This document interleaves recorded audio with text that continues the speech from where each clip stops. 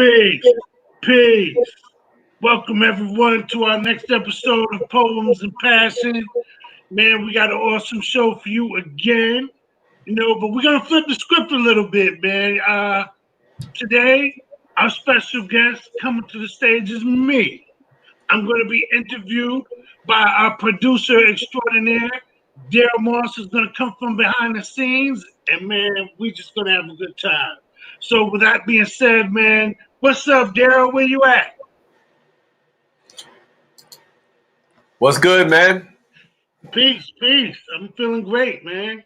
I get to interview the one, the only, the legendary, iconic spoken word artist out of New Haven, Connecticut, Mr. JaSUN Dorsey. What's happening, everybody? Peace, peace, peace, man. I'm feeling great, man. It's an honor, man. I know I'm part of the show, but just to be interviewed, man, I'm ready to give it to the people. And for those that don't know me, they get a chance to get to know me a little bit, man. Yo, absolutely. And hopefully by the time we conclude this interview, people be more familiar with who you are. I mean, we know that people in the greater Southern Connecticut region, everybody knows who you are. I probably say they know you from New York to Boston, down to Atlanta. But let's just make sure that we get word out, when you come on and you're host, people are familiar. You're almost like a family member. Absolutely. So with that, let's get it started, man. So for folks who don't know, a guest on his own show is Mr. JaSUN Dorsey, dope ass poet from New Haven, Connecticut. I met him about 20 years ago. Somewhere around there. After 10 years, you just forget. He was hosting at a spot in New Haven. I forgot the street was on Sandra's. Over down below Yale University. What street was that? That was Whitney Avenue. Avenue. On Whitney Ave, we had got word about this spot down in New Haven called Sandra's. And at the time, we were doing Dunamis Cafe in Springfield, Mass. on Wednesdays. My man Ernell, the storyteller, was doing the Bolanians joint on Wednesdays down in Hartford, Connecticut. So what we decided to do back then, just a little backstory, we decided on Wednesday nights, we gonna... Wait a minute, did yours take place on Wednesday? It did on... It wasn't on Wednesday. No, mine was Saturday at midnight. Was it Saturday at midnight? Saturday. I thought so. That was Ernell. We would stop our joint and go down. All right. So we heard about the spot in New Haven, and we're like, yo, they got this cat. He's pretty cool. He has a spot at this restaurant called Sandra's. The spot is the bomb. It's right, literally on the edge of Yale's campus, and dope vibe. So I'm like, all right, it's across the street from the Old Blues Cafe. I remember seeing Tony Terry there a couple of times in the past, back when I was at Southern Connecticut. D Knowledge was stomping down there, and this dude JaSUN, let's go check it out. So we packed up. I think we rolled down to maybe 2 or 3 carloads, and we invaded your space. Yes. And that's when we were introduced to this cat, and he was up there saying, "You can't run from the sun." I'll never forget that poem. I tried to get you to do it tonight, but since then, everything's been golden. So, Jay, that's just the backstory so people can understand how we met. We met at your venue, with you doing your thing. And it was, it was our piece. It was golden. Yeah. So give people some backstory before you was let's move back before you was a poet. Let's talk about JaSUN, the man, before we get to J to the Sun, the spoken word artist, host, and all that other stuff. Let's talk about you. Wow. Yeah, we're going to talk about you. Let's take it back. Who is JaSUN? Wow, JaSUN, man.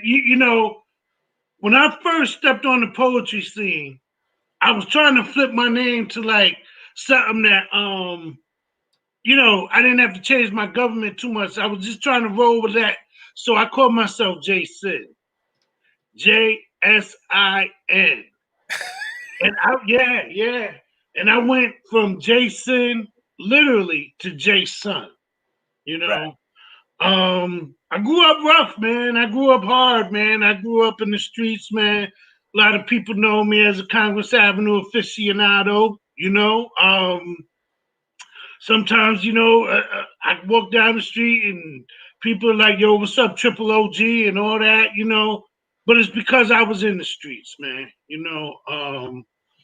And I feel like I'm truly blessed to still be here for one, man.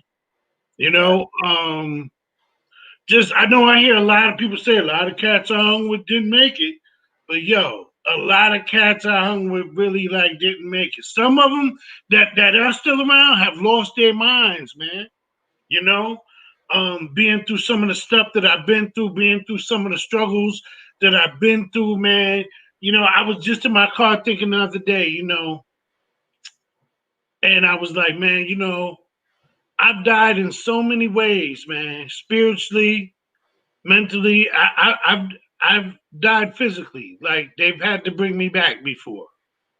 Um, you know, and I just know that, like, you know, a cat may have 9 lives, but I think I've lived through a bit more than that, man. You know, Right. yeah. And so the funny thing is the metamorphosis into me being a poet, like, you know, and we're gonna go past like the cliche things that they say, like, oh, you know, a true poet needs to have suffered. Most, you know, a poet needs to have suffered. You know, scratch all that, man. Because I put it to what I know is that like a lot of my poetry reflects what I've been through. You Okay. know, and through it all, like for somehow, some way, I began being able to remain an optimist Right. and positivity. That's why I love the transformation from JaSUN So, to okay. JaSUN. But you know what? Let me interrupt. So when you talk about life on the streets, I'm sure if you had to put it on a scale, you know, good, bad, it wasn't all bad experiences. Typically, when cats say, "Yo, man, I grew up in them streets," doesn't mean that every day was, you know, a walk through hell. Am I right or wrong? I mean, tell me about experience. Talk about the JaSUN before we get to the JaSUN. Yo, man, it's like, you ever heard of ghetto heaven, man? You know, it's like we try to make the most of what we got, man. You know, from earlier times, you know, in the kitchen, you know, barely no food became soul food. Well, you know, out in those streets, we had to make something. Now, unfortunately, right, I grew up like in the Coke Wave 80s and 90s, you know, and there was a lot going on. The CIA had to fund that war in Nicaragua, and it flooded the hood with drugs. And what it did was it created a lot of money for a lot of people that didn't have any money before. Um, I can't break it down no simpler than that, man. You know, Okay. so like I ran away when I was 13 and didn't go back for a while. And I was taken in by some drug dealers, man. And they gave me a job and a place to stay. And at that time, like didn't seem like it could get any better. You know, for a long time, I associated the drug life with actual love, and that's how twisted I was, man. Yeah, there was a lot of good times, man. Shout out to Mad Dog. Shout out to Fame. You know, we used to be the Three Amigos, man. Shout out to True Story, man. Shout out to man. Shout out to Congress Avenue, man. Because you know what? Like, I still got a lot of love for my hood, and I have a lot of love for my peoples. You know, Right. and not just people I know, like people of all walks of life, man. Okay. Like going through stuff, man, gives me such a different outlook, man. You know, I'm very non-judgmental. I believe everyone can change. You know, Okay. All right, that's what's up. So before you became a poet, so your life, you know, you actually you came from a decent fam. Your mom is the bomb. I gotta throw it out there. yo, my What? mom is the bomb, Yep. true indeed.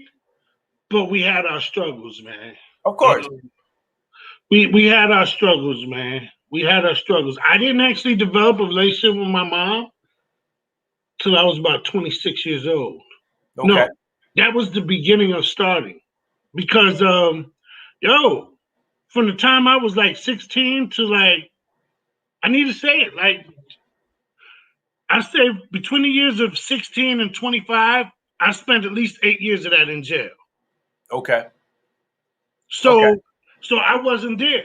Before that, I was a runaway in the streets, you know. Yeah. I left when I was 13. When I went back, she wasn't there Got because of domestic violence and stuff. Okay. So You it's been know, rough. So it's like when people hear your poetry, cats like, yo, that cat's just like, where did he get the stories from? when Curtis Blow talked about 8 million stories in the Naked City, he wasn't lying. Because I'm taking it back to your poetry now. And when you evolve from JaSUN, the wannabe rapper back on the streets of New Haven, running around doing the drug thing, to JaSUN, the adult, who was all about, down with blackout, working to create social change through your poetry, all that stuff, becoming a father, becoming a husband. Talk about how all that impacts your poetry as we move. And then I want to hear you spit a piece, one of the early day pieces. But go ahead. Oh my God. Okay. Wow. So I don't know my father. Okay. I've never seen a picture of my father. And before I go any further, let me give a shout out to my mother, who's probably watching right All right. now. But like my mother, I'm really proud of my mother. She's a great woman. She started a community garden program in New Haven from the first garden and grew it to like over 80 gardens. She's done a lot to be proud of, and I love my mother, man. Beautiful. So I just want to put that out there. Love you, Mom. I don't know my father. My Okay. father, so I lived in Chicago till I was almost 2 years old. Okay. Where my father's from, South Side, and basically he went to jail, and mom's had to get up out of there, and I haven't seen him since. I haven't seen a picture, no nothing. And so I grew up fatherless, and I made a lot of promises to myself as a kid, man. That like, listen, man, if I ever have kids, I'm gonna be there no matter what. Right. Like no matter what, I'm gonna be there. All those days, I spent days daydreaming on my porch, man, wishing my father. Wow, I'm gonna have to do my fatherhood poem. Okay, so I spent days daydreaming that my father would just come back, man. Um, yo, you know what? I want to do the fatherhood poem right now, man. All right. So let's go right to the poem. And listen, because you Yep. got me talking about it, and it's a poem from back in the days. Yep. And just here we go, man. Wow, did Let's not do plan on doing this one. Look. it. All right. Father God, on Father's Day, for my father I prayed.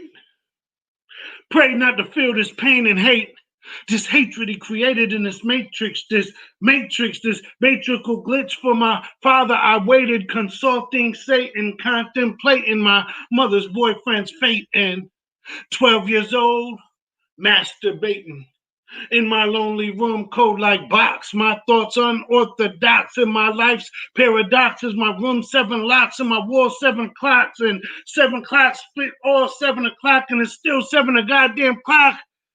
And I self-willed a 7th heaven, and he saw me conceived on November 7th. And that's all I know. Where did he go? His testosterone blown, created my dome to find his zone. Trapped in a trapezoid. Manhood questions had me paranoid. I'm falling like an asteroid. Every night my dreams devoid. Falling but not in love. I fall myself to sleep from the darkness above. And when I hit, I don't wake up. I'm on the pavement with an engravement in blood, wondering who he really was and from where my existence really had come from his nuts. Our only ties were his lust. And lust turned a sloth in a newborn's coffin, begotten, forgotten. It happens too often. Our generation dissolves, of fathers disinvolved. And I revolved in his unsolved mystery. But now I just volve because my life's no revolving mystery. I revolved like the first time I saw a revolving door on a store. I revolved round and round, couldn't stand no more. Got dizzy like those fallen dreams when I left the bed, pissy like those fallen dreams when I wondered who is he, like those fallen dreams when I found out he is me. I fathered myself. I used to get lost in my beast just so I could keep my mental health. I grew up for myself, by myself. And if I want, I had to get it for myself. It's selfish wants and selfish needs, but selfish ways. I work on self, but I'm still selfish to this day. They say you do to them what is done to you, but I choose to break the chains bound from my youth. See, my father went to jail. I went to jail. And before my kids wound up in the same chains, I would rather give my life so my kids could live to fight. Be a father, y'all.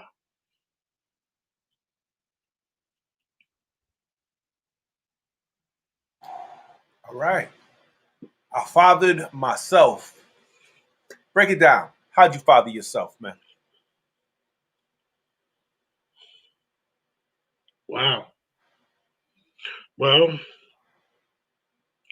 never had a father. Matter of fact, I didn't have any positive male role models. I don't have any blood relatives on the East Coast. Period. And I grew up here. I've been here since I was 4, man. So all that, like a lot of that right and wrong, a lot of those manhood questions. As I said, manhood questions had me paranoid. I didn't have no direct answers for those manhood questions. I had to find out for myself.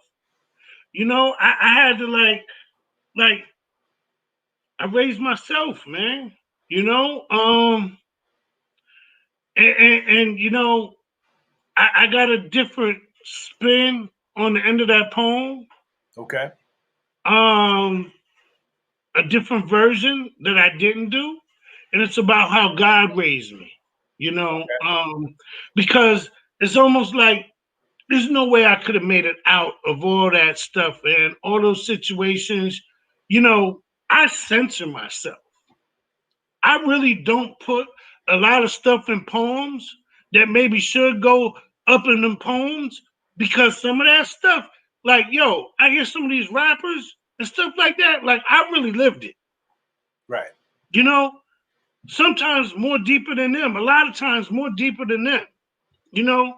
Um, and like how they say, almost like real bad boys moving silence.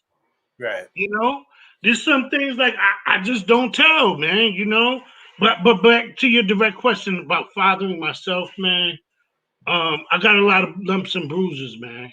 I got a Okay. lot of lumps and bruises for making mistakes and finding out, man. And somehow I just kind of weave my way, man. And I got to give God a lot of credit, man, because there's no way you go through the things I've been through, man, and come out on a positive note, man. You So know. so let me ask you this: given everything you went through, I remember when we did the poetry conference in Atlanta, Georgia. Yeah. Remember we Yeah. did that? Wow, years ago. But it's Yeah. interesting.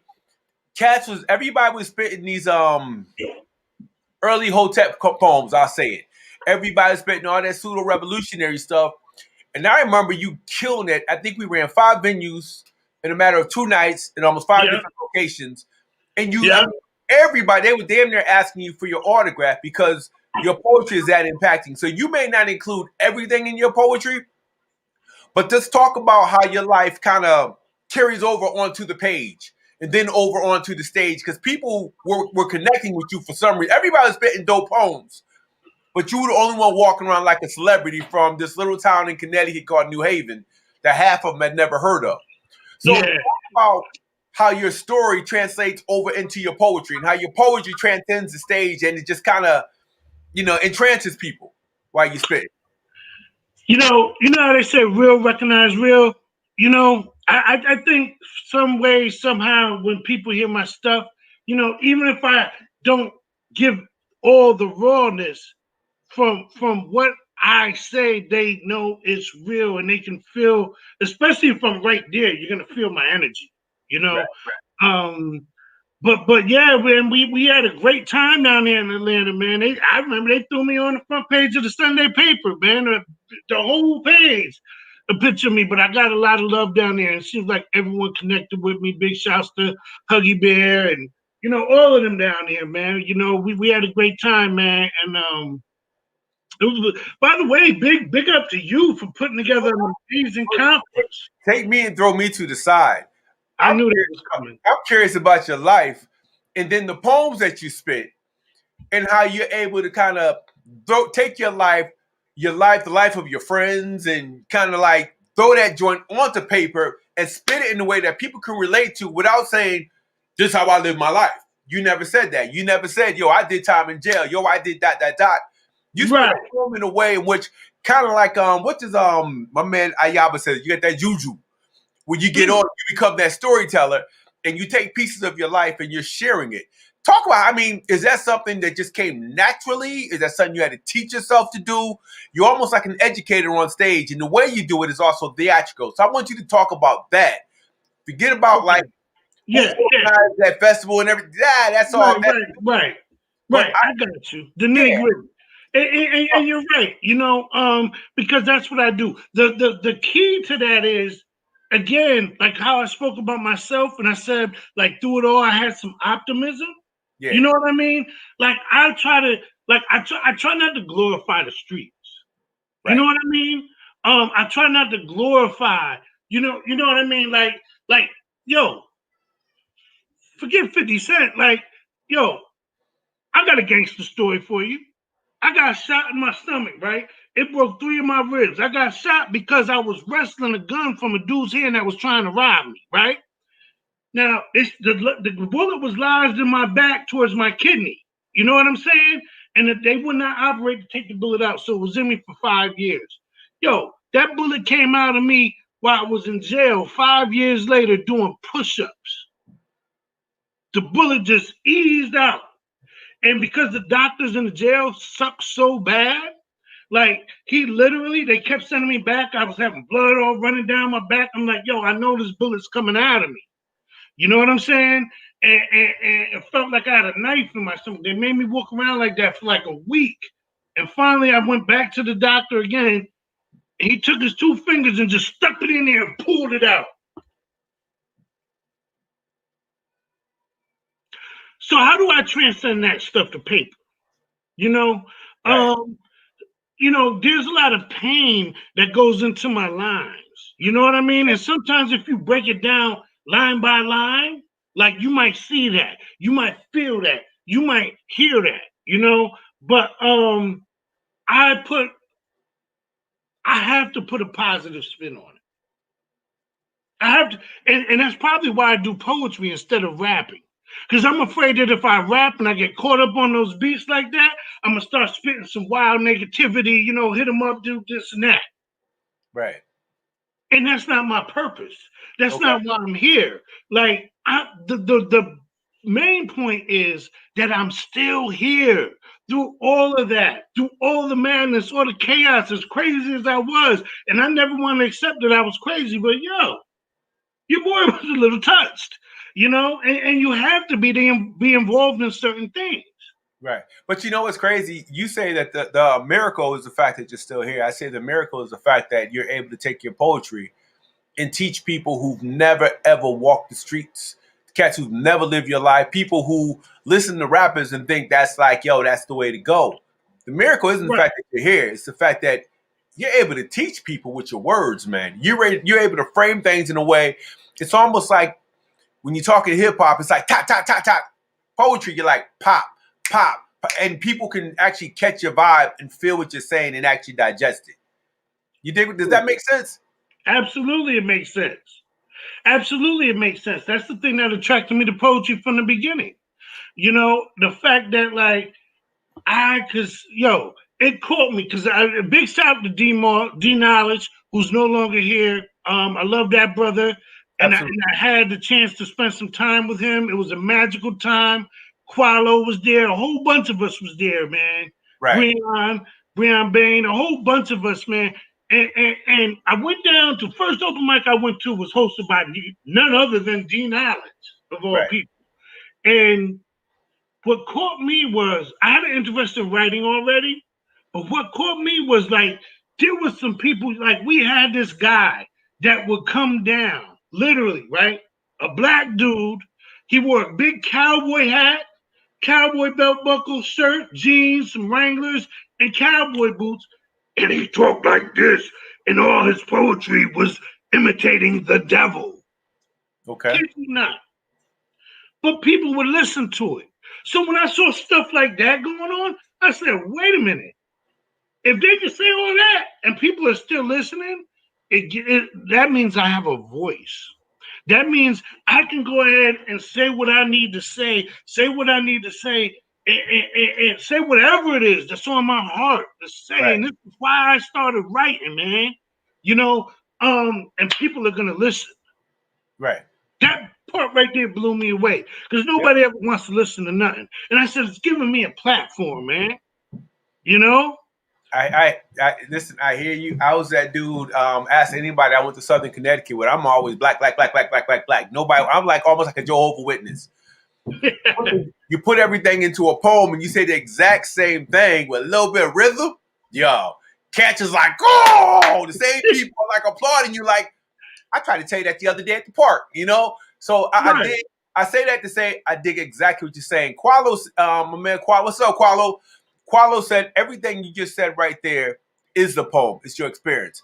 And the way you could take your life and turn it into a poem, just pages and pages and pages of your life. Because most of what I hear half the time when you're spitting your stuff, and I figured that out some years ago, I'm like, yo, he's talking about his life. It's like a light went off. I was like, so I think it's really cool. I think it's dope, and I think you have to. Sometimes I think you undervalue your contribution to this thing that we call spoken word, or performance poetry, whatever label or box people choose to use.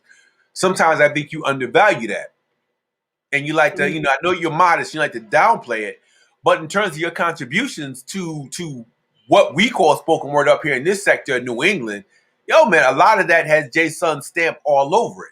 The way you to your realness. Another cat that does it, Mike Bonds up in Boston does that. Yo, he just brings that nitty gritty Roxbury life straight from the streets of Roxbury right onto the stage, the bar. He don't give a damn where he's at. And you do the same thing. And it's like I think sometimes we undervalue that and we don't recognize the talent that it takes. Not everybody can take their life and encapsulate it into a poem. Mm. So when you say, the fact that I'm still here, no. There are a lot of cats who live that life. I know cats I grew up with, they live that life, but they can't talk about it. When they do, to justify it, they glorify it. But you take it and you throw it into a poem and you throw it on the stage the way you throw it out on the microphone, the same way somebody's grandmother who lived a hard-ass life would bake her pies and make her dinner. And there's like a formula to it, to the point you're like, not only does it taste good, but I need to know how to do this. I want to be that.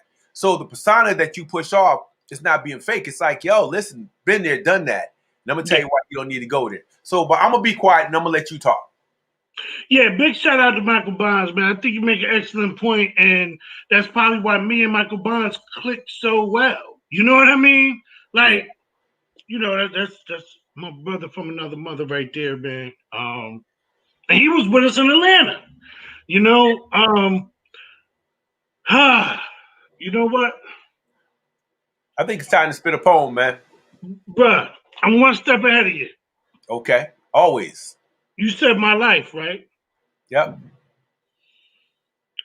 My life is a gift in a box. Inside another box. I live in a box. Inside another box, gift wrap in gold, silvers, and reds. And see, my kids always tear the gift wrap to shreds because beauty don't have no flesh. It's just beautiful and can never be boxed in forever. But in my box, my sink is my toilet where I wash my socks. And freedom is just a dream of my mama's home cooking and all the things that I miss. Last night, I dreamt I felt her tender kiss. See, I dreamt I was home, but I woke in my cell. Is there any way out of this monotonous hell? I hear screams and chains and slamming jail bars. No sight of the stars. I'm harassed by the guards, so I masturbate to ease the pain. And I medicate to reality escape this modern day segregation inside segregation. So the jail inside the jail is called segregation, aka the box. Big corporations, I live in a box where inmates make Michael Kors handbags instead of breaking rocks. You can't put that on your job application when you check the felon box, but not having a job is a parole violation. So coming home feels just like Selma during during segregation and the slaves' emancipation with no destination, no destiny in this nation, hence the creation of the first privatized plantation and the vagrancy laws. With no income, no homes, they became vagabonds, and vagrants were arrested and sentenced to private-owned government-funded facilities. And the slaves' hostility was always fearfully boxed in, locked in, picking cotton. And Osborne, CCI, and Somers, Connecticut inmates make hats, T-shirts, and mattresses of cotton for 3 hots and a cot. And have we forgotten that slavery is a crime? Unless it's used to punish crimes like murder and crack sales, and that's a crime inside another crime. Just call it blackmail. And if it's a crime to be a black male, then we've all been blackmailed, hoodwinked, bamboozled, blackmailed, blackmail. What you gonna do? What you gonna do when it come for you? And money turns to plastic and you can no longer sling rocks, can't bling, bling, bling, play ball, dance, or boxing. How you gonna box your way out when you all boxed in? I'm back in the box, I'm black in the box, like a jack in the box, smoking crack in the box. And you might love the cocoa, but on the love low, the industry got rap in the box, US rap in the box, put a stamp on the box, priority black male to a majority black jail. As a minority black male, the Dow Jones just had an all black sale and my life has become a stock. See, my life is a gift inside this box. Inside another box, inside another box, inside another box.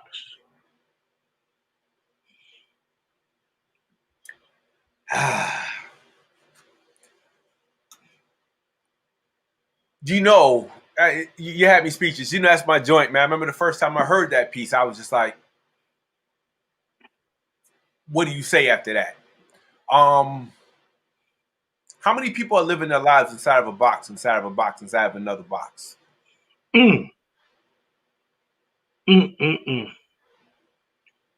So many people. Wow. You know, and it seems like once you break through one level of freedom, there's always another to go. You know, there's so many boxes that were put in, not just the institutional boxes. I mean, that was specifically about being in jail, and it's crazy because there's so many different levels of the jail. Like you can be in segregation inside, that's a jail inside the jail. Right. You know, like what the hell is that? That alone, you're already removed from society, you know? And it's the same thing with our mental. Like Jay-Z got that line, and I took it from one of my poems. You know, you'll always be in jail, just minus the bars. Listen, man, you ain't lying about that. You can work in a corporate environment. That cubicle becomes a box. You be on the college campus. Miseducation can become that box inside of a box. So I mean, that's dope. I dig it. Woof. My man Qualo asked if this is being recorded. It is. Emma Genesee says one of the best flows she's ever heard. And she says so much power in your words, man. Kudos to you, because that's coming from a phenomenal poet in her own right. And yes. I'm gonna digress for a second. Emma, I don't know if she knows, she's one of my favoriteest poets of all time. From the very first time I heard her spit a poem at the Aquarius when me and Vinny Sherman was doing it in Springfield way back in the day, and she showed up. Yes. She's a powerhouse. I think at some point it'd be dope if she'd be willing to come on and you interview her on her poetry. I know I went in a totally different direction, but I agree with kudos, Emma. I remember you, Emma. Kudos. Yeah. When she says one of the best flows, your flow is ridiculous. You sound like one of them old Baptist preachers with a touch of some Harlem Refuge Temple Kojic Pentecostal up in there. Cause yo, dude, you're like, the way you take it and the way you tell that story, I'm telling you, I think everybody who might have spent that time with you can probably enjoy that and be like, yeah, he just spoke for all of us. No comment. That's a dope. That joint is just dope, man. My man Pito Royal, another powerful poet, says that was powerful. But that's dope, man. I'm telling you right now, man, your poetry, man, it throws me off sometimes, because especially when I'm hosting a venue and you get up and you do your thing and then you give me the mic and I'm just sitting there like this. Hey. Round of applause, right? You know, it's one of them joints. Yo, like Yeah. I know what you're saying because there's been so many times like I've been at venues and I can get like some awkward responses Right. in the end. And it's like and it ain't always claps and yells like, yo, wow. You know, I've had listen, that poem right there, Yeah. actually, we did it. It became part of the play that a bunch of us wrote. Blackout, Breon Black out. Bain, Tracy Kyle had a part of that. Bob, Yeah. Tyrese, God bless the dead. You know, um, and Christina Slew, and we powerful production. By the way, we've done 5 2-week runs of it in New York. Which Breon, I was gonna ask. I was gonna get to that point. We asked about the stage play. Yeah, what's called spoken vertical. What y'all yeah, call it? yeah. I think Conscious came up with that name for Yeah. that play. Yeah, yeah. Spoken vertical. Yeah, I thought that's what it is. Yo, man, it's just really dope. Another joint. I wish you find that book, man. You can't run from the sun. Yo, it had me. I mean, the first time I heard that piece, had me thinking all the way from New Haven, all the way back to Springfield. Like, damn, yeah, you really can. It's like that whole what's done in the dark will come out in the light type poem. It just kind of unveils everything. It's like, damn, he just pulled the rug. It's like a preacher, man. It's like, damn, he done pulled the rug off my ish. Why is he talking about me? He don't even Yo, know me, killing me but softly with his poem. that's just it about those awkward responses that I've gotten from some of my stuff. Yeah, So that poem, while we was rehearsing to play what it is, and that was a part of it. Yo, every time I spit that piece, um, this girl, she's an actress and a lawyer. Her name is Karen Rose, and she would break down hysterically crying. We'd have to stop every time I spit that piece. You know, and not just that piece, but other things like I've gotten some reactions, you know, yeah, that were beyond the applause, man. You right. know, like there might just be that one person, like I'm getting off the stage and someone's sitting there like at the exit and they're just giving me that look. And I've heard it like, yo, that was the dopest thing I ever heard in my life. Yeah, I remember cats asked me, "How come Jay don't do deaf poetry?" He's humble. Mm, He's humble. And I was gonna ask you, so when it comes down to the applause, I know you was on the slam team at one point. You do slams, but slams weren't your thing. right. You know, some cats spit. You know, they live for that punchline. But your whole poem is a freaking punchline sometimes, which is crazy. Wow. Which is crazy. So talk about that, man. When you spit, do you ever think about the applause? Or you're like, okay, I got to get this line right so that people can respond. Do you ever think about that when you spit in your joints?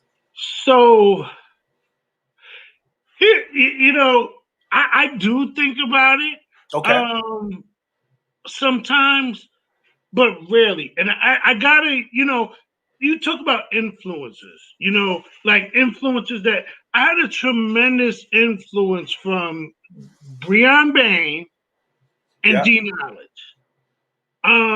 For those that don't know, D Niles has passed, but D Niles has written a lot of poetry and a lot of movies that you guys have seen.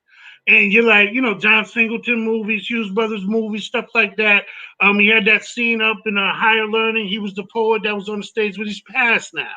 But I was blessed at a very magical time where we had Breon Bain and D Knowledge, who are phenomenal poets, to be living in New Haven, along with, you know, Qualo and Bob and Influence and Conscious and a whole slew of people. Like we had a very magical time, and we had a lot of writing sessions. And somehow that was when I was first starting out. So my point is to that I was kind of brought up like in a very special time as a poet that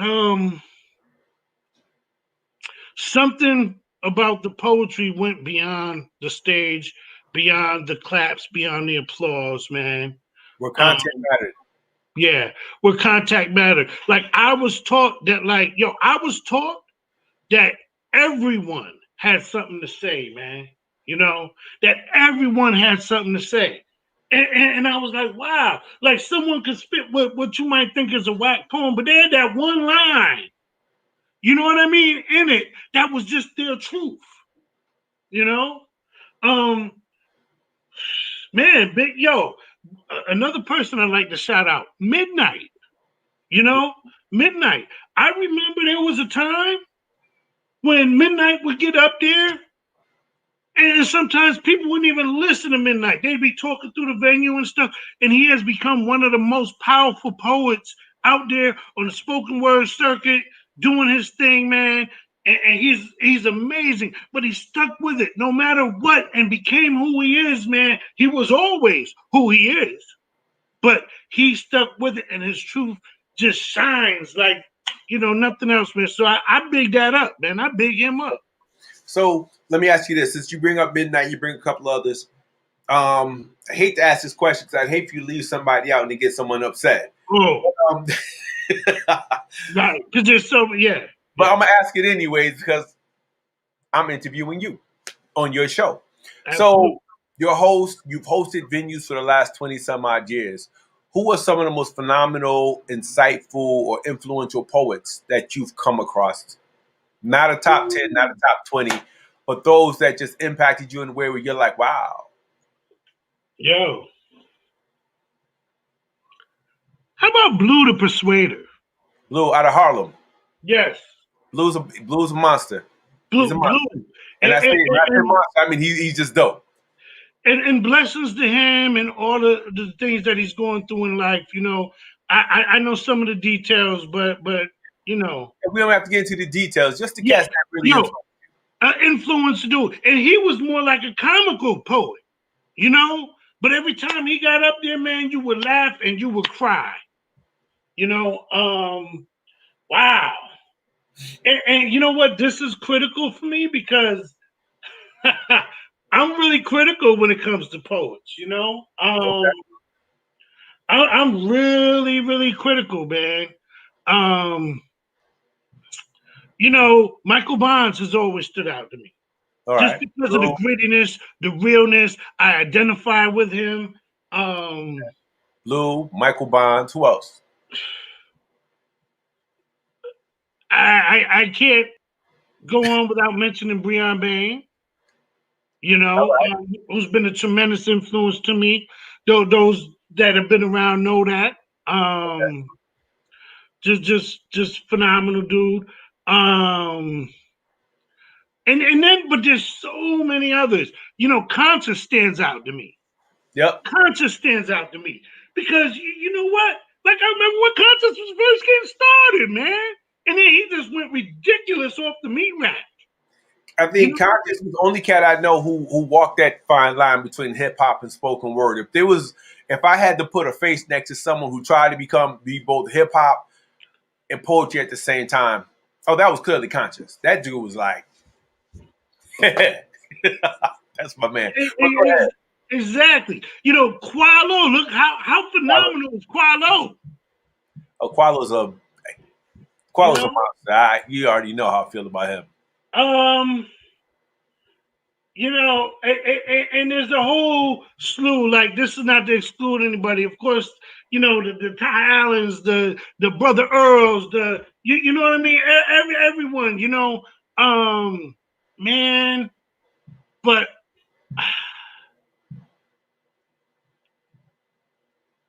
D Knowledge, man. Yeah, absolutely. D Knowledge. Let me just kick something real quick and tribute to him. Is that all right? It's your show, baby. Do what you want. This cadence comes from D Knowledge. Straight off the rack like that, Remember when we were lovers of life, of music, of food, of setting the mood and being in tune with each other. Remember when we were naked under the sun, the stars, the trees, when I was Adam and she was Eve, no need for money. In this land of milk and honey, sweet nectar and grapes. Alone with my soulmate, see, life was an eternal date.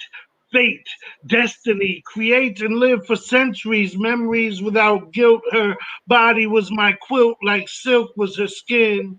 In this life without sin. Don't you remember when we were lovers of life, of music, of food, of setting the mood and being in tune with each other? When she was my queen, the masseuse of my mental spleen, and I was the singer, dancer, lover of her life. Just a short one, but I totally got that flow from D Knowledge, man. You know, and again, I was blessed to be able to spend significant time around D Knowledge, you know. Okay. Yeah. Enough that if he was still here, he'd be like, man, go ahead, Jay, do your thing, man. You know what I'm saying? And I just wanted to, do a little tribute to him, man. You Yeah. know. No explanation needed. No explanation. D Knowledge was a phenomenal poet. Back before Love Jones, back before the movie Slam, back before Def Poetry Jam, back before all that, there was D Knowledge. I mean, there was a huge gap between the last poets and Gil Scott Heron and what we do. Um, D Knowledge was the dude that filled the gap. He was that dude. Watching him on Higher Learning was like, I write poetry. So I trust me, I dig it. I dig it. I dig it. Right. And I talk about just getting your opinion on some of the folks who influence you, some of the regional folks, some of the national folks, because we have a lot of young cats who they get spoken word and they're watching the cats with the 3 million views from Strivers Row and they're watching this dude and it's like, nah, man, you don't have to be any specific personality to be dope. When I think of Frederick Douglass Knowles, when I think of Frederick Douglass, he's Yeah. he's Yeah. probably one of the dopest academic poets I've met. He'll pull out 10 pages and have you sitting there like as he Yeah. pages, grab his water, do his thing. I think of Bob. Bob is dope. I think of Qualo. Qualo will flip. He'll go from Dominican Haitian back to American Black. I've never this dude in one poem. He'll be 3 different personalities. Talking about all of who he is. How do you take him and put him in a box? You did. Right.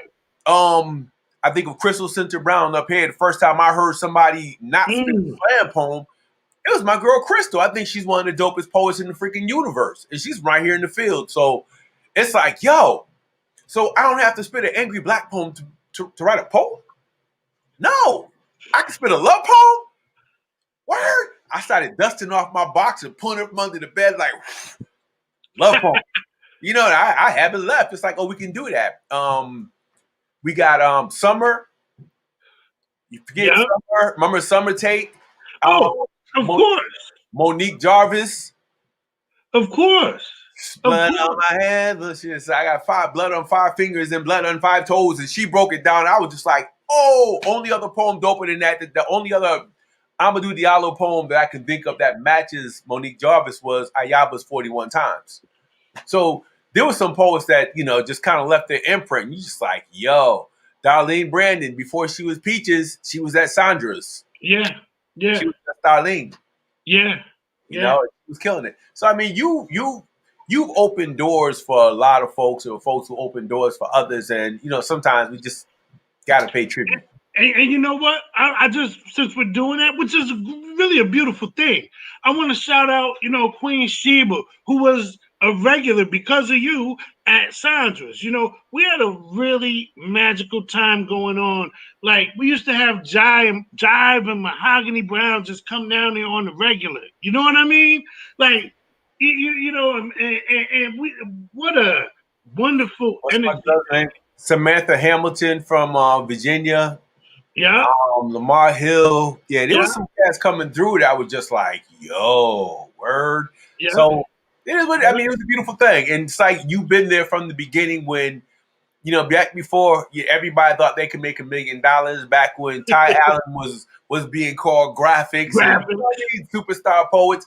But you know what? And I know we're supposed to focus on you. We're talking about everybody, but being that you're the host of this show, I think we could probably talk poetry in general. It's so crazy because I think my favorite poets aren't the ones who just got super theatrical with their performances, but the ones who just spit straight poems. Some of my favorite poets never raise their voices. I think of Lynette Johnson from Right Up Here, Emma Genesee. That's what I'm saying. Like, just so many. Her poem, and it was just, yo, here's my poem. It's like, here's me, accept it or not. And it's like, it was dope. You don't have to, and that's cool too. But when I think of some of the folks that came through, there was the big dude I think it's the white dude out of Waterbury. You remember? I think his name was Dave. He was about 6'4". He was a monster. I remember him. He had the tattoos all over the place. Big dude, looked like he should have been a fullback or a boxer. Yo, I remember him, definitely. Yeah. You remember him? His name was Dave. Yeah, absolutely. Yeah. I missed that. Yo, if there was one poet I think I can catch up with from back in the day, it would have to be Dave. Because that dude was something I used to love bringing him through because cats be like, oh. What about Mike Cat? Oh, come on, man. He's another one. Went down to Atlanta, freestyle. Bubble, double, trouble, you, blah, blah, blah, blah, blah. And then just 30 minutes non-stop walking around the room, looking at people's clothes and coming up with poetry lines. So for me, that's that creativity that really drew me in, that made me want to, it wasn't about making money, never made money. It's just, wow, just being around that energy, man, just watching people create from nothing. Yo, and it's so funny because, I was talking with Shauna not too long ago. Actually, she had me perform on one of her sets, on a virtual set that was a tribute to Miguel, the founder of the New Eurekan Poets Gallery. And she spoke in the middle of that about how when we used to just get together, man, in the spirit of love, and our writing sessions, we used to just sit around, man, and like every venue was dope. You know what I mean? Everything we did was dope, and I talk to the people, and I'm talking over the years, and just about anybody you talk to, anybody I talk to, like I get to talk to, I do poetry, blah, blah, blah, blah, blah, where, they'll be like, well, I write, or I used to write, you know what I mean? And like, there's a yearning, there's a need for this, man. There's a need for the connectivity, for the relation of each other's stories, like, you know what I mean? Like the relation of each other, man, like the stuff that's really communicated in these lines. Listen, man, everybody has a voice, man. Everybody wants to be heard. And it's like, I think when I'm working with young people, it's like, I bring poetry not because I dabble, but because it gives you a voice and people actually stop and listen to you and applaud your thoughts. And I think that's critical in anyone's interpersonal development. I just think that's a move, and I think it's critical. And I got to throw something at you like I always do. I got to stick you out. I remember, man, bring 3 carloads down to New Haven, and y'all would never let me get on the microphone.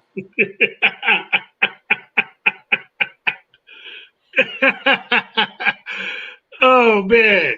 But, you got on sometimes. But that's because, you know why?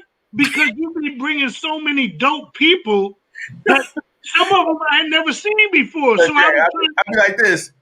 Y'all be like, oh, before everybody leave, come back. I got one more person. But yo, it's like you get so caught up in that environment. But again, it's really about giving people a stage to do what they do and just to get stuff off their chest. I don't think there's anything more emancipating. Nothing. I don't think anything frees you more than being able to get on stage and just being able to let loose. See, there's somebody who understands what I'm saying. Right. Said, I'm still waiting to get on, bro. I'm waiting, love. That's Yo, my name is on every list in the country. I'm like, can I get on the stage? Can I just spit a poem? Spit a poem. Jack and Jill went up the hill to fetch a cup of water. Hey, love, that's not my MO. Like, I do let people get on, man. We gonna build. Just not his people. Just not his people. You know when you his boy when you just don't get on the mic. Right. Yeah. I'm just messing with you. Listen, man, we are at the 54-minute mark, man. My man said, I love you too, Jay, but facts. Yo. Listen, man, I put on venues too. You can always have a mic. Yo, you'll be the first one on the mic where I'm at, just to show Jay up. Yeah, I'm gonna bring them with me too. When we start traveling after this COVID stuff, This I'm gonna COVID open up. Yo, you know what? Before we go into that final poem, Jay's that dude. Listen, man. Before we go into the final poem, talk about the adjustments that you have to make as a performance poet. You're a playwright. You're a poet. You're a playwright. You've been in the studio. You have recorded tracks, all that stuff. Talk about the adjustments you've had to make in terms of that side of your professional life because of this pandemic. wow. I've had to fall back, man. That's why I'm grateful for this virtual platform that we have actually. Mm-hmm. And stuff. But I fall back. I don't really go anywhere. I go to work, I come home, and I'm dying to get out. Like my girl got this running joke. She says, as soon as the pandemic and the COVID gets better and everything, you're gonna be like a dog. They let out the house. But like I've had to adjust, but it's also helped me to adjust, internalize, internalize and I've been getting in touch with myself a lot lately, man. Okay. I have a peace right now that I've never had in my life. Now, before you go to the piece, I got one last question. We've been waiting on a book for about 4 years. Now that the pandemic is here, do we have time to finish that book so a brother can buy the book? So I'll put you on the spot publicly for your book, man. I know it's dirty, right? Yeah, no, it's dirty, but it's good dirty. It's like let's get down and dirty Right. because yeah, my book is coming, man, and the only reason why it's been delayed is because my life is so multifaceted and multi-layered, man. It's like the more I write, the more that's coming out, and the more that I want to put into it, man. Okay. It's going to be a phenomenal piece, man. It's my life story, and it's text poem, some text poem, and the poems relate to the stuff I'm writing about and the situations in my life. And for some reason, I'm blessed with like a vivid memory, so I literally remember specific stuff when I was 2, 3, 4, 5. So it's like really getting into it, man. And it covers a lot of topics, racism, covers a lot of topics, man. And Okay. We're looking forward. Well, hopefully on one of your shows you'll come out and be like, "Yo, got the book. It's for yeah, sale." Looking yeah. forward. All right. So with that being said, ladies and gentlemen, my man, the host of Poems and Passion, JaSUN Dorsey, do your thing, bro. Wow. I found God in a ghetto garden of Eden. See, he was playing with atoms that made Adam even. We call her Eve, for she was his evening. Why would she deceive him to wear leaves, but never leave him? They fell in love in Pangea. When Africa was still connected to Sweden, now the world looks like a broken heart, just like schools without art. And how we gonna get ahead if we can't even start? See, before we started, God, God was an artist. Satan sang songs for no pay while God sculpted our DNA, burned frankincense and myrrh like the sun was his ashtray, using ashes to ashay. And just the other day, God was chilling in the ghetto. Cone tip Adidas in a broken glass meadow, painting a portrait of freedom called Power to the People, erasing evil on his easel. As the broken glass became pink and blue seashells on the same streets we see shells and abstract splatters of bloodstains. See, my hood looks like it came straight out of Salvatore Dali's brain, black like purple rain, dusted angels with broken halos, but poetry purges pain, so God spoke just one verse, which means universe. You and I verse universally, sipping universe tea until the universe becomes our university. But your university can't teach you love's many meanings, feelings, healings, and hurts. See, love is like birth adorned by sex and scorn, petals and thorns. Love is a rose, love is why nature rose. So I propose the prose. My Nefertiti was graffiti written under the Sphinx nose.